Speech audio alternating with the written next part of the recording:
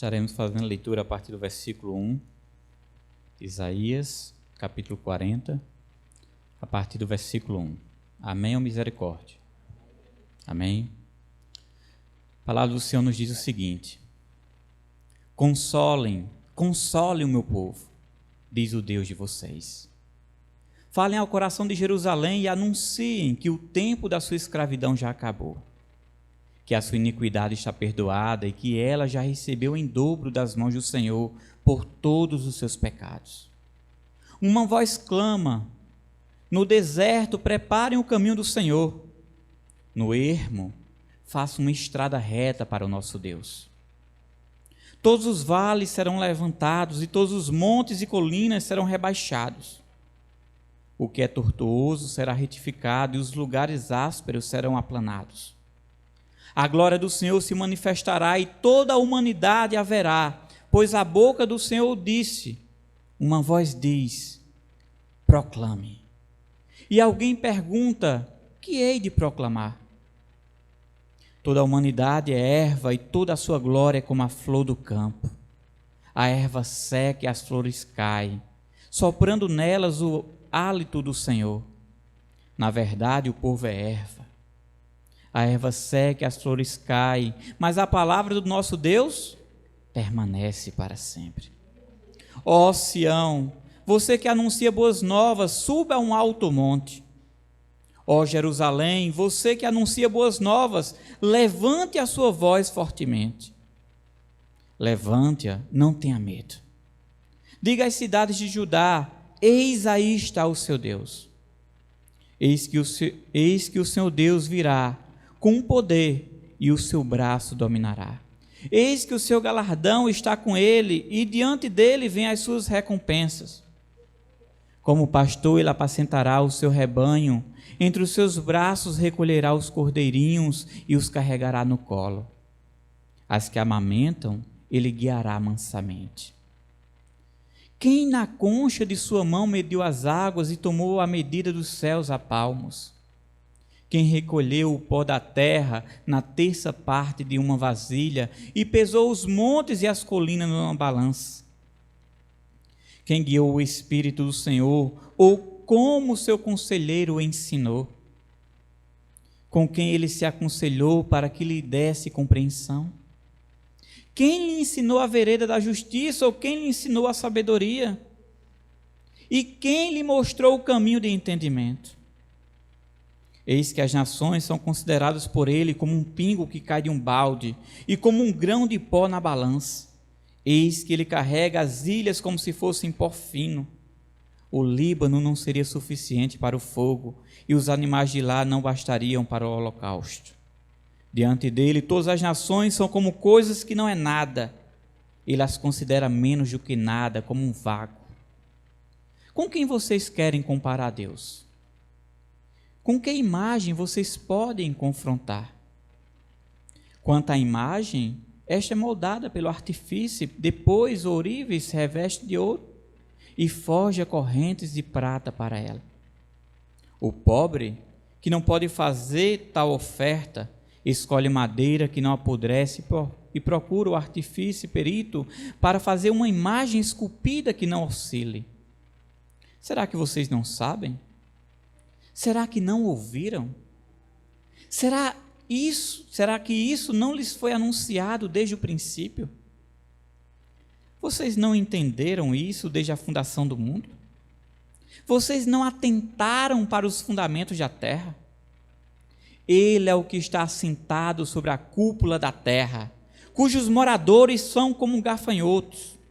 É ele quem estende os céus como cortina e os desenrola como tenda para neles habitar. É ele quem reduz a nada os príncipes e torna em nulidade os juízes da terra. Mal foram plantados e semeados, mal se arraigou na terra o seu trono, já secaram quando um sopro passa por ele e uma tempestade os leva como palha. Com quem vocês vão me comparar? A quem eu seria igual, diz o santo. Levanta os olhos para o alto e vejam. Quem criou estas coisas? aquele que faz sair o seu exército de estrelas, todas bem contadas, as quais ele chama pelo nome, por ser ele grande em força e forte em poder, nenhuma só vem a faltar. Porque então você diz, ó Jacó, e você fala, ó Israel, o meu caminho está encoberto ao Senhor, e o meu direito passa despercebido ao meu Deus. Será que você não sabe, nem ouviu que o eterno Deus, o Senhor, o Criador dos confins da terra, nem se cansa, nem se fatiga? A sabedoria dele é insondável. Ele fortalece o cansado e multiplica as forças ao que não tem nenhum vigor. Os jovens se cansam e se fatigam, e os moços de exaustam caem. Mas os que esperam no Senhor renovam as suas forças. Sobem com asas como águia, correm e não se cansam, caminham e não se fatigam. Amém? Louvado e engrandecido seja a santa palavra do Senhor. Para aqueles que acharam o texto intenso, então peçam perdão ao Senhor, porque não estão acostumados então a ler em casa. Meus queridos, esse texto é fantástico. Esse texto é fantástico. Nós estamos vivendo dias difíceis. Nós estamos vivendo dias de crise. É uma crise de saúde, é uma crise econômica. Olha o preço da gasolina para quem tem automóvel. É uma crise espiritual. Quantos e quantos estão afastados do Senhor? E em meio à crise, uma coisa nós devemos fazer: manter a nossa confiança viva no Senhor, o Deus Todo-Poderoso, Criador dos céus e da terra. Como igreja, como crentes no Senhor, nós não estamos isentos da crise. Nós não estamos isentos do sofrimento, nós não estamos isentos da dor. Não estamos. Mas como crentes no Senhor, em meio à dor, em meio ao sofrimento, em meio às crises, nós temos a maravilhosa certeza de que há um Deus a cuidar de nós. E isso em si nos faz descansar.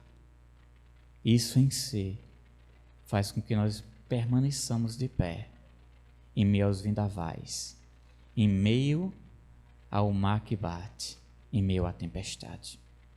Que a nossa confiança, sim, seja mantida viva no Senhor.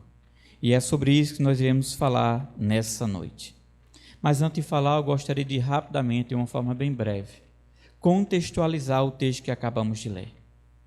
Então, esse é um texto escrito pelo profeta Isaías. O nome Isaías significa salvação do Senhor, ou livramento. E é justamente esse o tema do livro: salvação, livramento. O tema central do livro de Isaías é esse: a salvação vem do Senhor. E esse tema ele é repetido no livro 27 vezes. Esse tema ele precisa ser um ponto vivo, forte nos nossos corações, sempre lembrando, em meio às dificuldades, em meio às crises, que a salvação, o livramento vem do Senhor. Vem do Senhor. O livro de Isaías pode ser considerado uma Bíblia em miniatura. Há 66 capítulos em Isaías, assim como há 66 livros na Bíblia. Os 39 capítulos da primeira parte do livro de Isaías podem ser comparados ao Antigo Testamento com seus 39 livros, sendo que ambos se concentram principalmente no julgamento de Deus.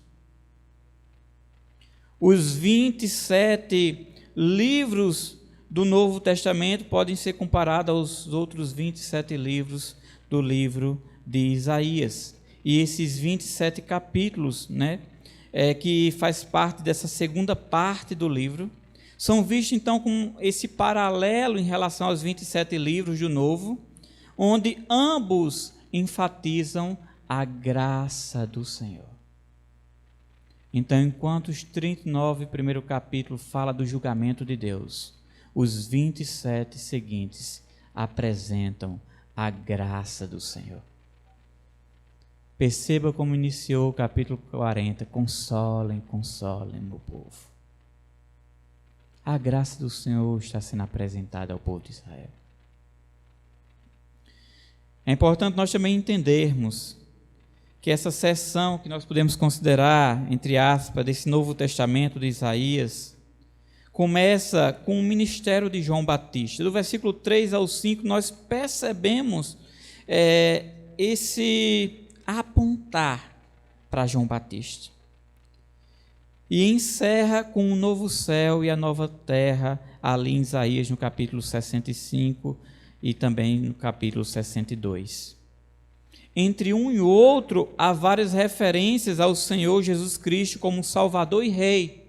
Sim, Isaías faz questão de apresentar Jesus Cristo como Salvador e Rei, em muitos momentos, em várias passagens.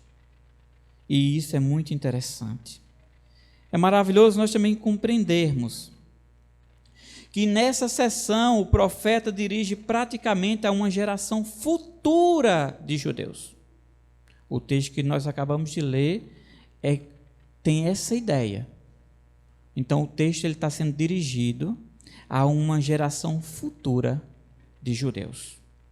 Nos primeiros 39 capítulos, os seus ouvintes eram o povo de seu tempo. E a sua mensagem principal era que Deus defenderia Jerusalém e iria derrotar os invasores assírios. Agora, do capítulo 40 em diante, até o 66, o profeta olha mais adiante e vê um fato que vai acontecer ainda. A Babilônia, ela vai crescer, ela vai se tornar uma potência mundial e ela vai oprimir o povo do Senhor. Mas Isaías também vê algo ainda mais na frente, que o Senhor haverá de resgatar o seu povo da sua opressão e trazer de volta para casa. Por isso ele está dizendo: consolem, consolem o meu povo. O povo ainda não foi nem capturado pela Babilônia, mas Deus já está prometendo o resgate e o consolo para esse povo. Deus já está prometendo. Deus já está assegurando isso. O personagem principal do cenário mundial em Isaías de 1 ao 39 é Senaqueribe, rei da Síria. No entanto, nos capítulos 40 a 66, o líder mundial vai ser Ciro. E os irmãos vão bem lembrar que Deus usou Ciro para cumprir esse propósito de mandar o povo de volta para a sua terra, reconstruir os muros, reconstruir o templo e voltar para casa. Sim, meus queridos, foi Ciro quem derrotou os babilônios e em 541 a.C. publicou o edito que permitiu aos judeus voltarem à sua terra e reconstruírem a cidade e o templo. Quando Isaías então escreve essas mensagens, a Babilônia ainda não era uma potência mundial, mas esse profeta foi inspirado por Deus a ver o rumo daquele cenário que iria acontecer lá na frente. Eu fico imaginando o povo mais ou menos o seguinte: o povo está numa situação difícil, muito difícil. E aí chega o profeta e diz: olha, vai vir uma situação ainda mais difícil. Vai vir um sofrimento ainda maior. E aí o povo que já está numa situação difícil diz: mas que palavra é essa? Que encorajamento é esse que você pode trazer para nós, dizer que ainda vai vir um sofrimento maior, vai vir uma opressão ainda maior? Mas depois o profeta diz: mas o Senhor vai trazer vocês de volta. O Senhor vai estar cuidando de vocês onde vocês estiverem. E o Senhor vai operar o resgate. Porque vocês são o povo do Senhor. E Ele está a cuidar de vós. Ele usou o seu juízo, mas Ele também manifestou a sua graça para com seu povo. Sim, queridos, é nesse cenário que nós estamos lendo Isaías 40. É nesse cenário. E nesse cenário, então, nós também percebemos que do capítulo 40 ao 66, ao capítulo 66, essa parte também pode ser chamada de livro da consolação. Isaías procurou consolar os judeus remanescentes na Babilônia. Nós percebemos também que esse profeta, ele revela o Messias, ele revela o servo sofredor de Deus e descreve a futura reunião de Israel, bem como o reino prometido.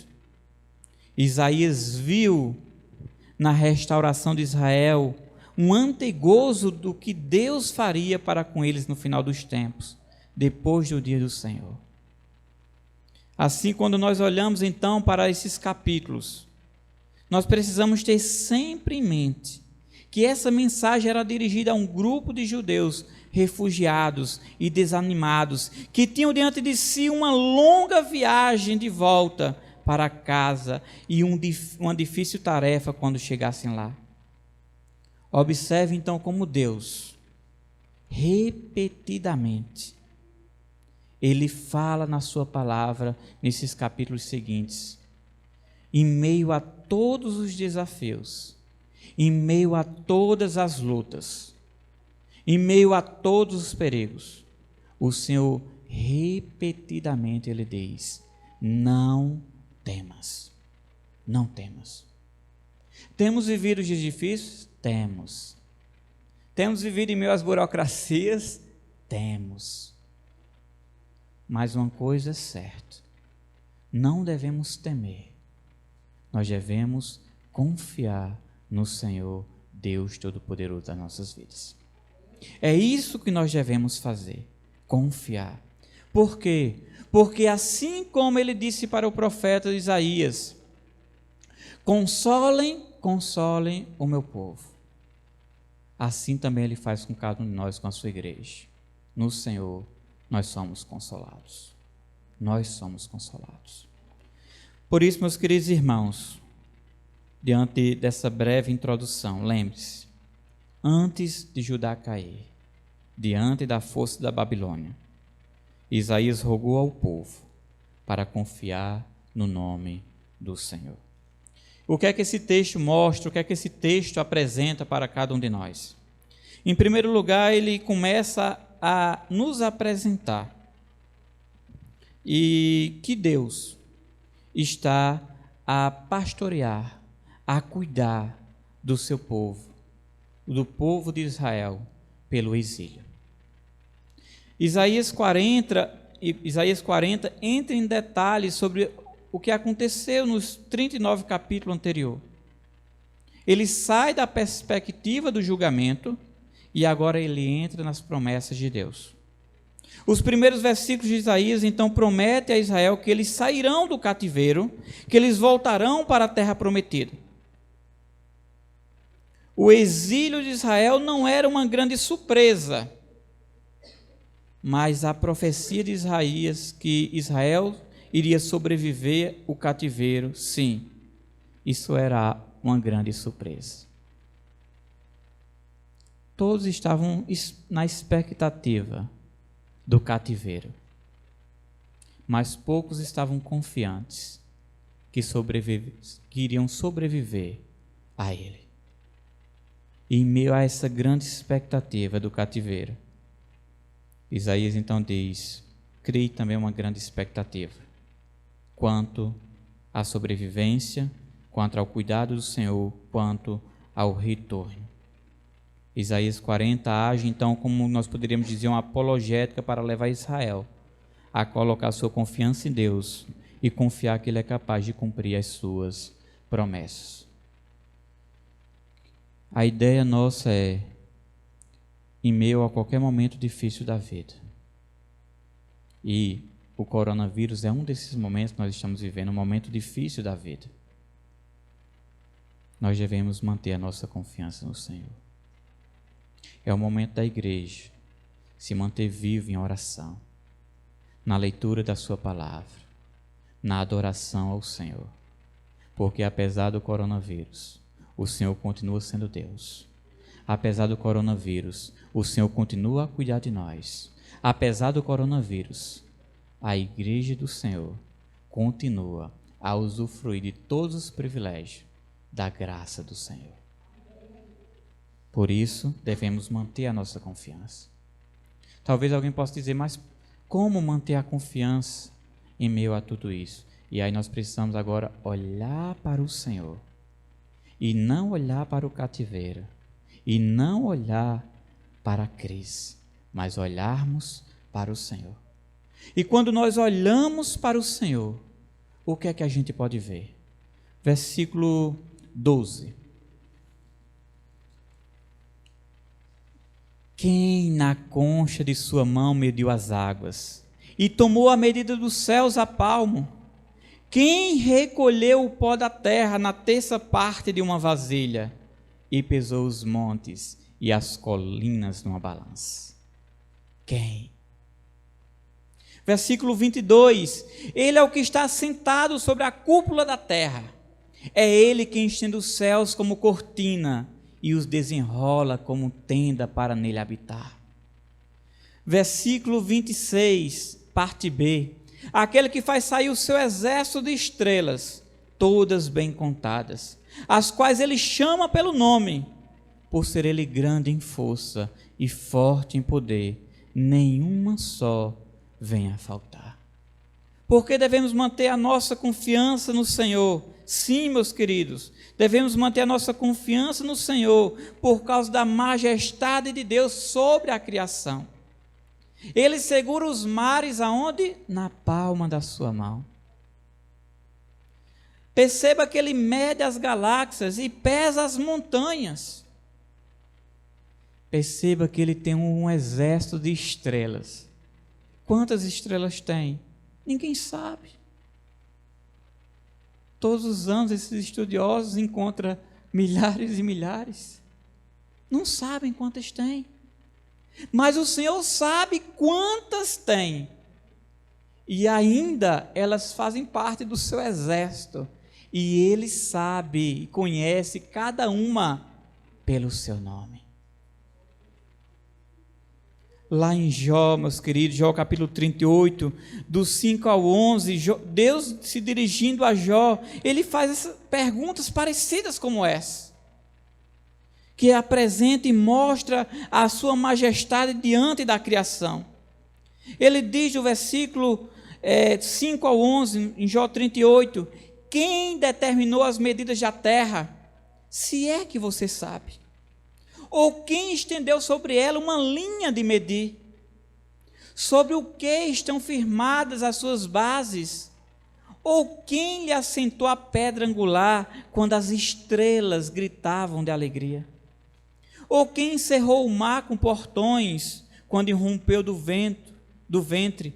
Quando eu lhe pus as nuvens por vestimenta e a escuridão por fraldas?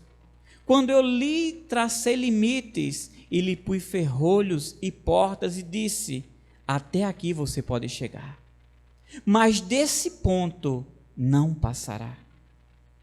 Aqui se quebrará o orgulho das suas ondas. Em Jó 38, 37, ainda ele continua, quem pode numerar com sabedoria as nuvens? Ou os cântaros dos céus, quem os pode despejar? Quem? E nós sabemos quem? O Senhor nosso Deus, que tem poder sobre toda a criação. Ele sim, que com a palma da sua mão recolhe o mar, que sabe quantas estrelas tem no céu, cada uma pelo seu nome. Ele sim, que diz ao mar, é até aí o seu limite. E as ondas, aqui acabou.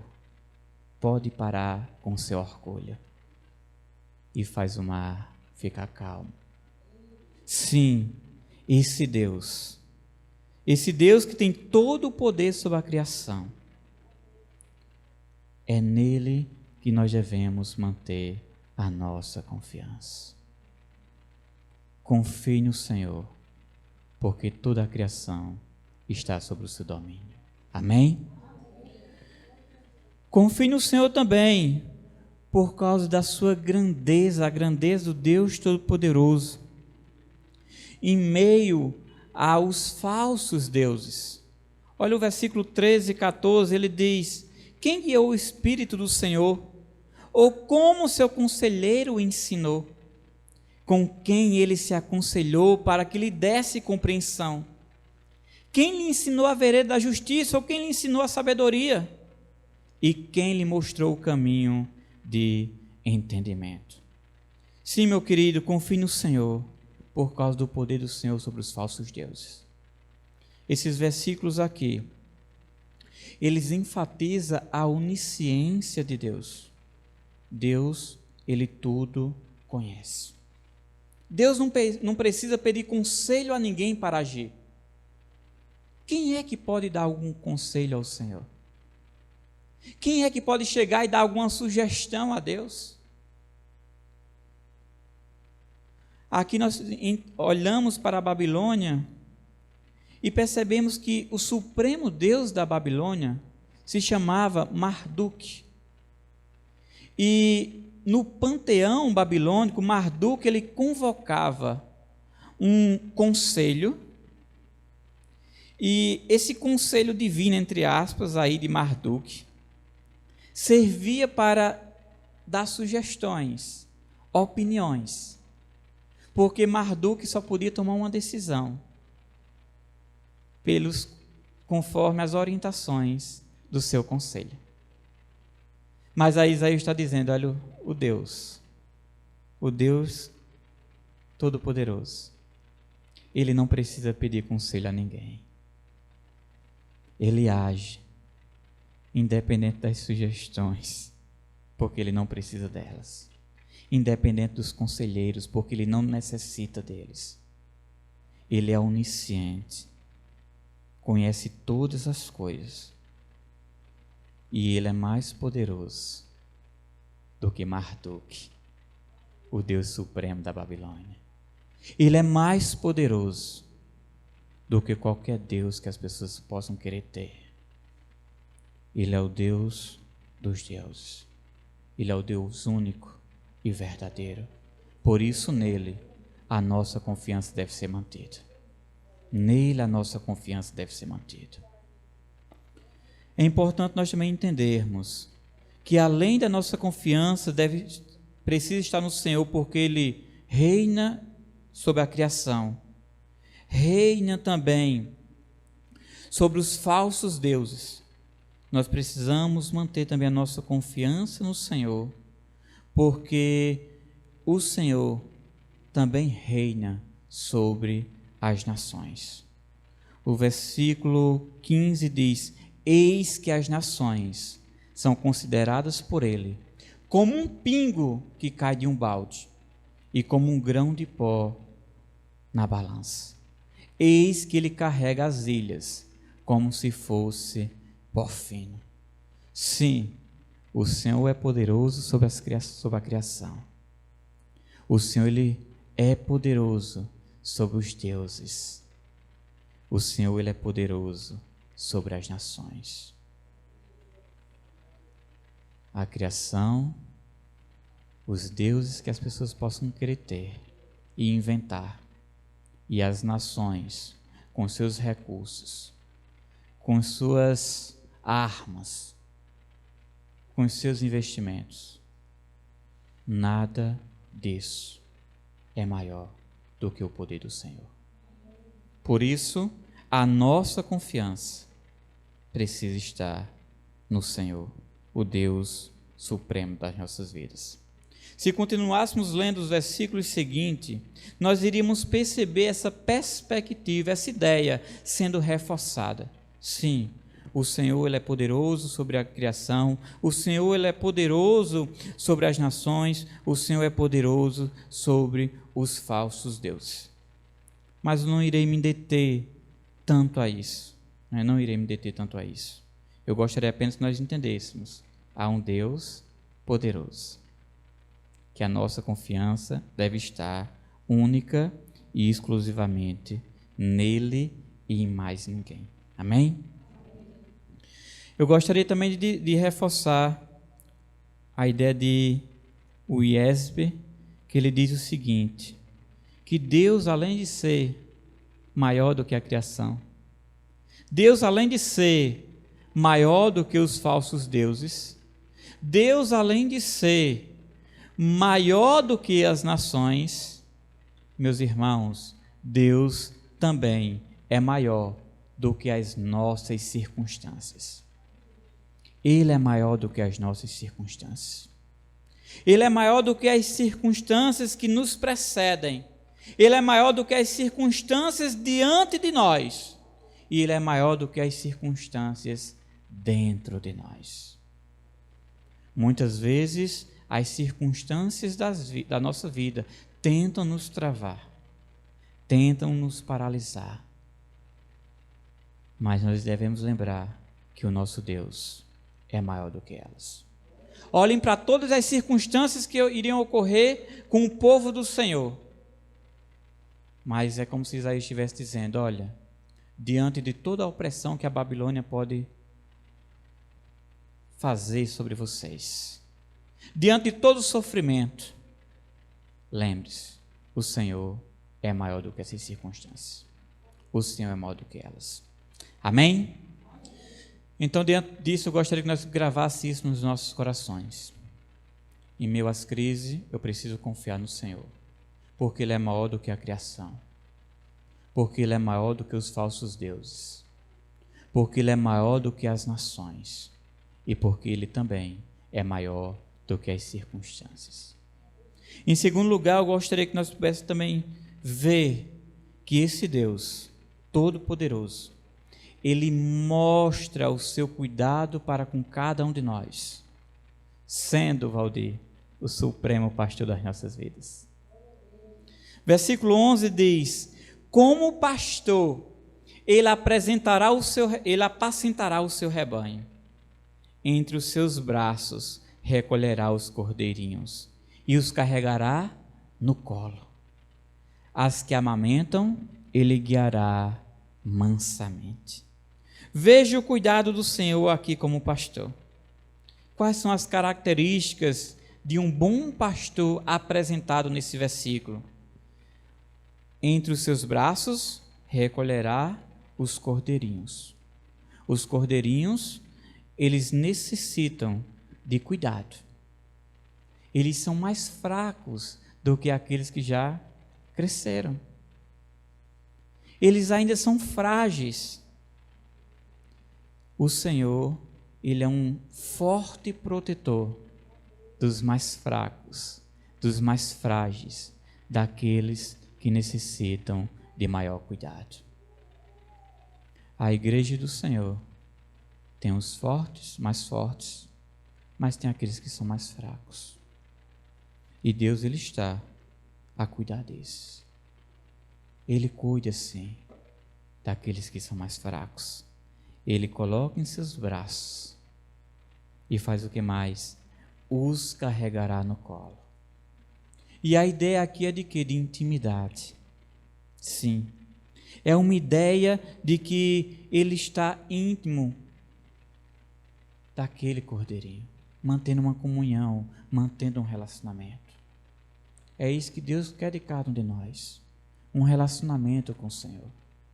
Se estamos fracos, se estamos desanimados, se estamos abatidos, o melhor lugar para estarmos é nos braços do nosso pastor, sendo carregados por Ele, mantendo uma comunhão, uma intimidade com Ele.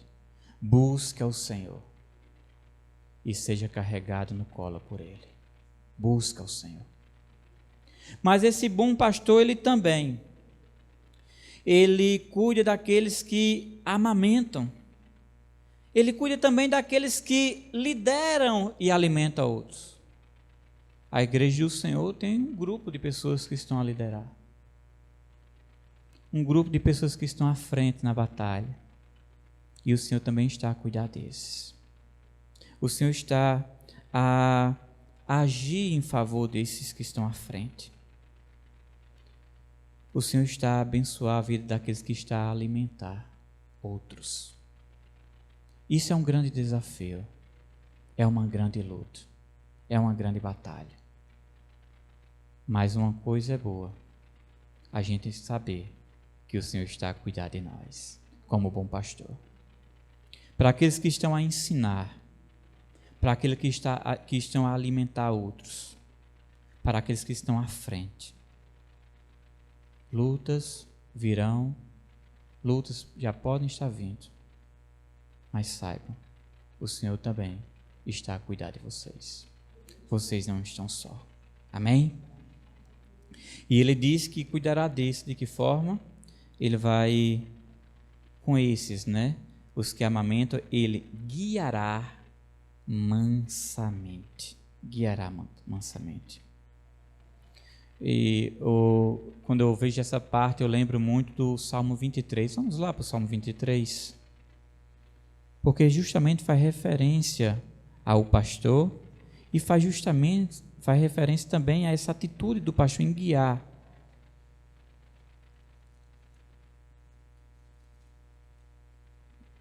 Sei que é um texto bastante conhecido, creio que talvez até memorizado.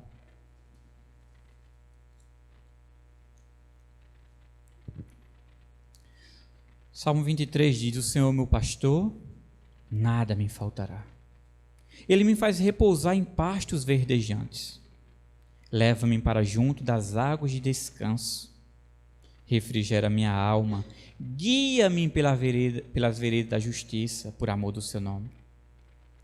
Ainda que eu ande pelo vale da sombra da morte, não temerei mal nenhum, porque tu estás comigo, o teu bordão e o teu cajado me consolam.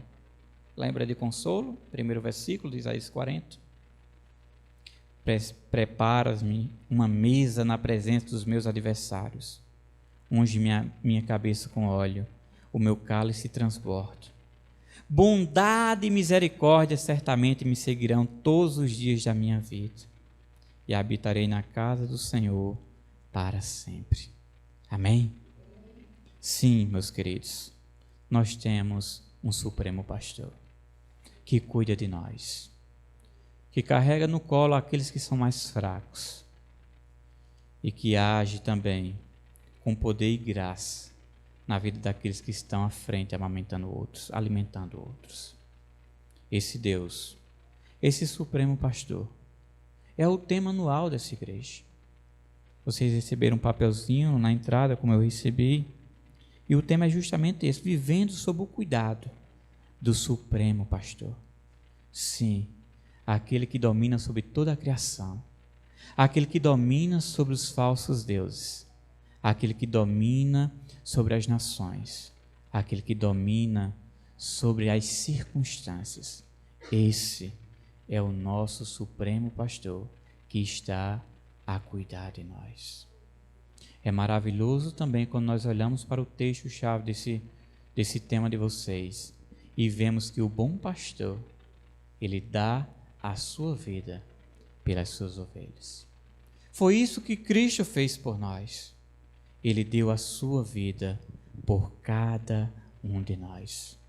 Em meio a isso, então, desfrutem e descansem sobre o cuidado do Senhor. Amém? Eu gostaria de concluir nessa noite pontuando justamente essa atitude que precisamos ter para com o Senhor, de confiar nele. Cantamos louvores maravilhosos nessa noite que expressaram e declararam o poder do Senhor. Sim, reconhecemos e entendemos que Ele é poderoso. Reconhecemos a grandeza de Deus. Reconhecemos toda a sua majestade. Sim, Ele é grande. Ele é forte. Ele é todo poderoso. Ele é um Deus de glória. Ele é um Deus de força. Muitas vezes nós cantamos e expressamos, declaramos essas letras sem estar atento realmente à profundidade daquilo que nós estamos declarando. Nós olhamos para a Bíblia e vemos todo o poder do Senhor sendo demonstrado de Gênesis a Apocalipse. Olhe para o que Deus fez sobre Noé, o seu poder, sua majestade. Olha o que Deus fez através de Moisés. Olha o que Deus fez através de Gideão, de Josué. Olha o que Deus fez através de tantos homens e mulheres na Bíblia. Vejam o poder de Deus sendo manifestado. Olhe para a letra do louvor que a irmã Fátima cantou hoje. Ele abre uma rua no mar para que a gente possa passar. Sim, Ele tem poder para isso. Ele tem poder para isso. Ele que libertou o povo de Israel lá através de Moisés e que agora vai trazer o povo de volta da Babilônia para a sua casa.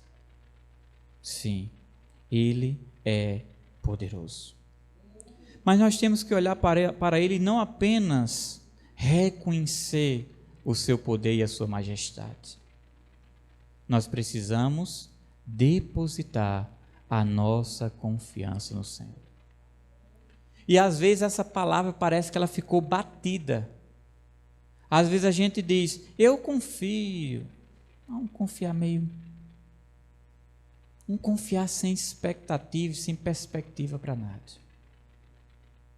Nós precisamos realmente confiar. Diante da certeza que nós temos da compreensão de quem Ele é e do que Ele pode fazer. Confie no Senhor em meio às crises, em meio às dificuldades, em meio aos vendavais. Confie no Senhor, porque sim, Ele não se fatiga, como diz o texto. Sim, Ele dá força àqueles que estão sem força. Ele renova aqueles que estão sem vigor. Sim, confie no Senhor. E descanse debaixo do seu cuidado, do cuidado do Supremo Pastor. Lembre-se, não estamos isentos do sofrimento. Não estamos isentos da dor, nem da tempestade, mas estamos sob o cuidado de nosso Deus. Nós estamos debaixo do cuidado dEle. Por isso, confie no Senhor. Eu gostaria de convidar você a baixar a sua cabeça nesse momento, a fechar os seus olhos.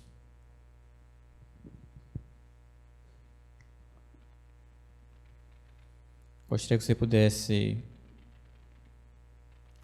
apresentar ao Senhor os seus medos,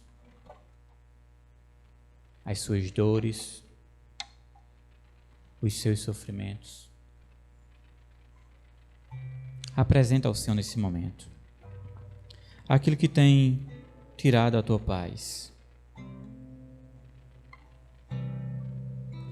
as circunstâncias que têm os levado a desanimar.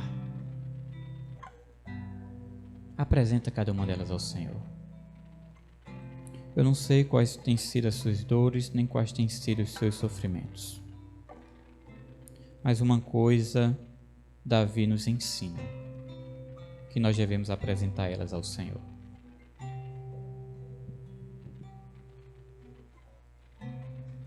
E há uma razão muito específica para nós apresentarmos ela ao Senhor.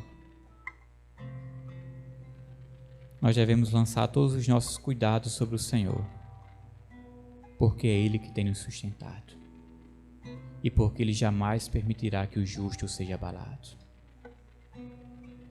Lança sobre o Senhor os teus cuidados.